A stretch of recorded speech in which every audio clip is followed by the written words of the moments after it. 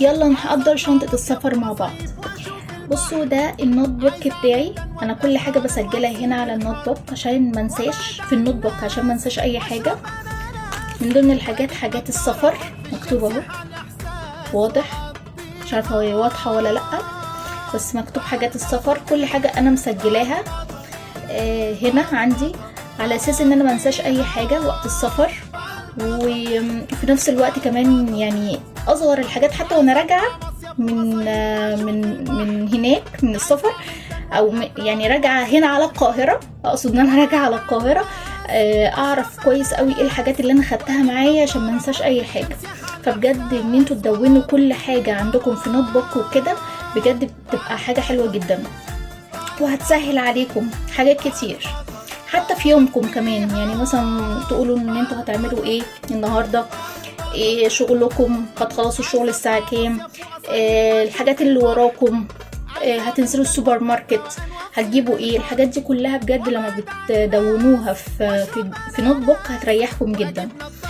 فانا بحب جدا ان انا استخدم النوت بوك في كل حاجه، يعني كل حاجه بستخدمها بجد في النوت بوك، بدونها في النوت بوك.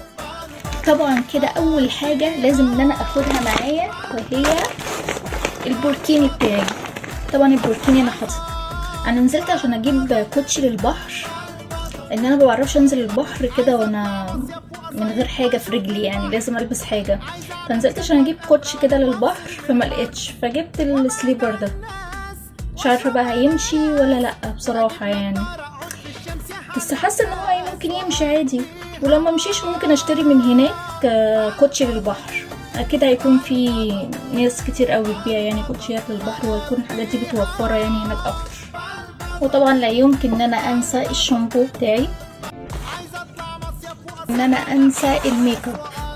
انا حطيت الميك اب بتاعي في شنطه، يعني اصغر شنطه عندي تقريبا، انا مش عارفه باين ان هي كبيره بس هي صغيره جدا، اصغر شنطه عندي من شنطي يعني، ان انا بلبسها وقت الخروج، ليها حتى ايد اهي بلبسها كروس. انا حطيت الميك اب فيها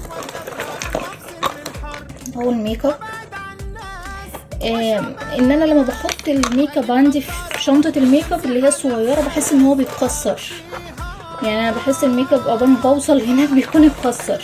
وكمان هناك كمان الشنطه بتفضل كل شويه، يعني مثلا ممكن تتخبط، ممكن يحصل اي حاجه، فممكن الميك اب ان هو بيتكسر مني قبل ما برجع من السفر بيكون اتكسر. فانا انسب حاجه ان انا احط الميك اب في شنطه واعلق الشنطه في اي حاجه، وبالشكل دوت ان انا احافظ عليه لحد ما ارجع، ان انا بيتدغدغ مني في وقت السفر بصراحه يعني.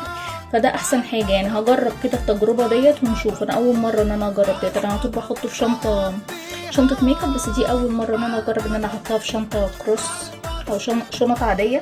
هنشوف بقى التجربه ديت ايه، هتنجح ولا لا. وطبعا نضاره الشمس بتاعتي دي حاجه اساسيه عندي، نضاره الشمس. وهاخد برضو السليبر ده معايا، يعني السليبر ده عملي اكتر، واعرف ان انا اتحرك بيه بسهوله.